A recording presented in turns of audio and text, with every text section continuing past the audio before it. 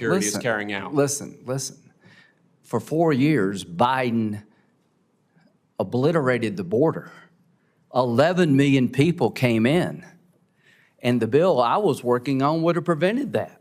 He took everything we were trying to do to stop illegal immigration, be fair to the ones here, and blew a hole in it, and now we got 11 million more, and you want to give them amnesty. They'll never stop. Welcome back to Freedom Forge, where we speak truth, defend freedom, and break down what's really happening behind the headlines.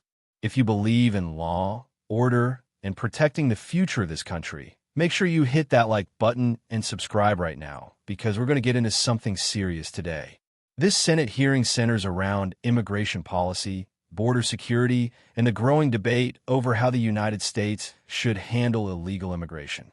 Lawmakers are questioning whether current policies, especially under the Biden administration, have weakened enforcement, increased illegal crossings, and placed financial and safety burdens on American communities. Thank you. Yes. Just one point of clarification. Is it your position that a nonviolent illegal immigrant shouldn't be deported?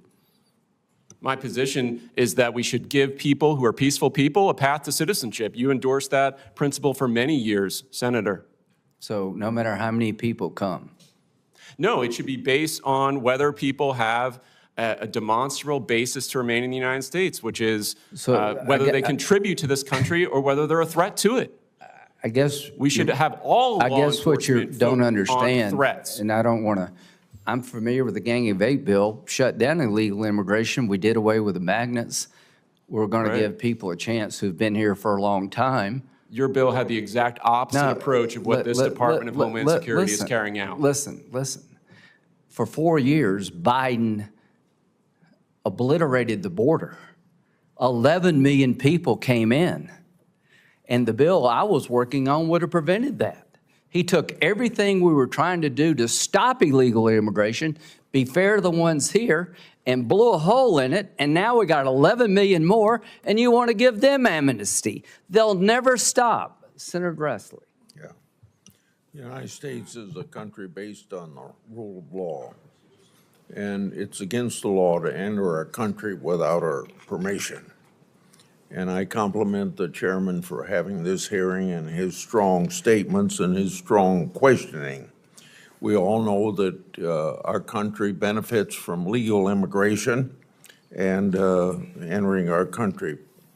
This is a budget committee, and my questions will basically be based upon budget impact and cost to our government.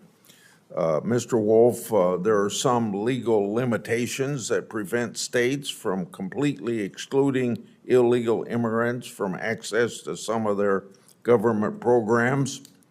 What are those limitations, and what immediate steps, considering those limitations, can the federal government take to minimize the fiscal burden of sanctuary jurisdictions? Yeah, I think when we talk about public benefits, whether they're federal or state benefits, I think, and the chairman, I believe, mentioned this earlier, these are strong magnets of why folks decide to come to the United States illegally. Now, there's a variety of different reasons for them to do so, but if they're able to stay in a jurisdiction that shields them from law enforcement, that provides public benefits, particularly at the state level, but also at the federal level, both need to be looked at, that continues to incentivize those individuals to come and to stay. And so when you look at how to secure the country, it's not only border security, it's a big part of it, but it's also getting at these pull factors, and those public benefits are a big part of that. I think the American people are generous. I think they want to help people that need true help, but to have folks that come here to the country illegally, choose to stay illegally, have no protections under U.S. law, and continue to get public benefits, I think that's where the American people draw the line. Ms. Vaughn, sanctuary jurisdictions frame their policy as squarely a matter of local policy, but we know these policies have both broader public safety and fiscal effects on areas beyond their border.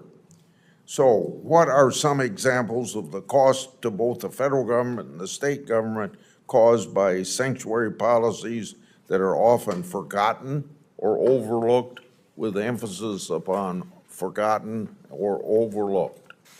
Well, I think too many of the victims of these policies have been forgotten. I named a few of them, but these families are still suffering silently. Another forgotten cost is the cost of providing benefits, taxpayer-funded social services to illegal alien households.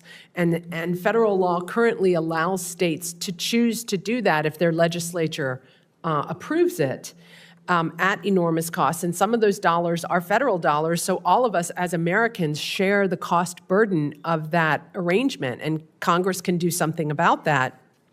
There's also the cost of the erosion of the integrity of our immigration system when individual states and local jurisdictions can obstruct the enforcement of federal laws that are passed by Congress without consequence. Even though many of these sanctuary policies are clearly in violation of Section 1373 and 1644 of the Immigration Act. And so, it's a slap in the face to legal immigrants to allow these policies that shield individuals from immigration enforcement, most of whom are criminal aliens. Immigrants don't want to live with these policies either. Something like 70% of the American public is opposed to sanctuary policies for all of these reasons. Mr. Wolf, if you can answer this question, it's in regard to the 11 million people that came here under Biden and Harris. Over that period of time, did illegal immigrants seek out sanctuary jurisdictions for safe harbor? And is there any evidence to back up your statement? Well, I think if you look historically at where illegal aliens reside, now they reside all across the United States, but if you were to do a heat map, you would see them, the majority of them, in places like New York City, Chicago, Los Angeles, and others that have these sanctuary jurisdictions. So yes, I do believe over time that illegal aliens do tend to go to these types of jurisdictions. I got 6 seconds left. Sheriff Chapman, what are some examples of state and local cost increases those jurisdictions incur? Well, I look at the funding that goes to our state and local, the folks that surround us, and folks that do not support, the immigration policies here, and the funding that they get. And I think if that was curtailed, maybe they might look at this a lot more seriously. But it is a cost to us. It's a cost to putting people out there. You're talking about more homicides. What you're talking about, we've had our share locally here, and certainly as the chairman brought up, and we've had them in Loudoun County. And it's a human factor that is really important here. We want to keep our people safe and keep them alive. Now, after watching this hearing, I'm going to be completely honest with you. What we're seeing here is not just a policy disagreement. This is a fundamental clash over what kind of country America is going to be.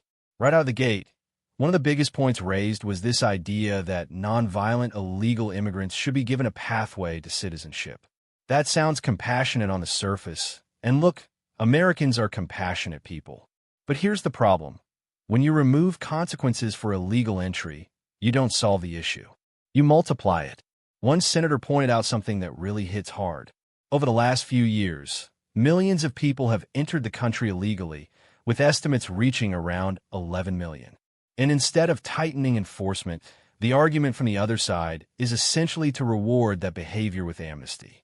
Now think about that. What message does that send to the rest of the world? It tells people that the law doesn't matter, that if you can get in, you can stay. And that is not how a sovereign nation operates. Another key point raised in the hearing is something that often gets ignored: the idea of pull factors. These are the incentives that attract illegal immigration in the first place. Things like access to public benefits, protection in sanctuary cities, and limited enforcement all contribute to a system that encourages more people to come. And this is where the conversation gets real. Because this isn't just about compassion, it's about consequences. When policies create incentives for illegal entry, you're not just dealing with a border issue anymore. You're dealing with a system that is actively encouraging people to break the law. The hearing also dug into the cost. something taxpayers should absolutely be paying attention to. We're talking about billions of dollars in public benefits, social services, and infrastructure strain. And here's the kicker. Some of those costs are shared nationwide, meaning even communities far from the border are paying the price. But beyond the financial cost, there's something even more serious that was highlighted: the human cost. Testimony pointed out that victims of crimes linked to illegal immigration are often forgotten in these discussions. Families affected by these tragedies don't make headlines as often, but their experiences are real and their voices matter. And then there's the issue of sanctuary jurisdictions. These are cities and states that limit cooperation with federal immigration enforcement. Supporters say it's about local control, but critics argue it undermines the rule of law and creates safe havens for individuals who shouldn't be here in the first place.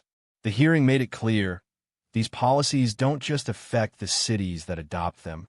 They have ripple effects across the entire country, from public safety concerns to increased costs for law enforcement and social services. And here's where I stand as someone who believes in strong borders and national sovereignty. A country without borders is not a country. It's just a territory. You can have compassion and still enforce the law. In fact, real compassion includes protecting your citizens, maintaining order, and ensuring that immigration happens legally and fairly. Legal immigrants, people who follow the rules, wait their turn, and come through the proper channels, deserve respect. And when illegal immigration is ignored or rewarded, it's a slap in the face to those who did things the right way. That's what this hearing is really about. It's about whether the United States will continue to uphold the rule of law or whether it will move toward a system where enforcement becomes optional and consequences disappear. Because once that happens, you don't just lose control of your borders, you lose control of your future. This isn't about being anti-immigrant. It's about being pro-law, pro-security, and pro-America. And if you're watching this, you need to ask yourself, what kind of system do you want? One that enforces the law equally, or one that bends depending on political priorities? Because the decisions being made right now are going to shape this country for decades to come. If you want more real, unfiltered breakdowns like this, make sure you like this video, subscribe to Freedom Forge, and stay engaged. The more informed you are, the harder it becomes for the truth to be ignored. And I'll see you in the next one.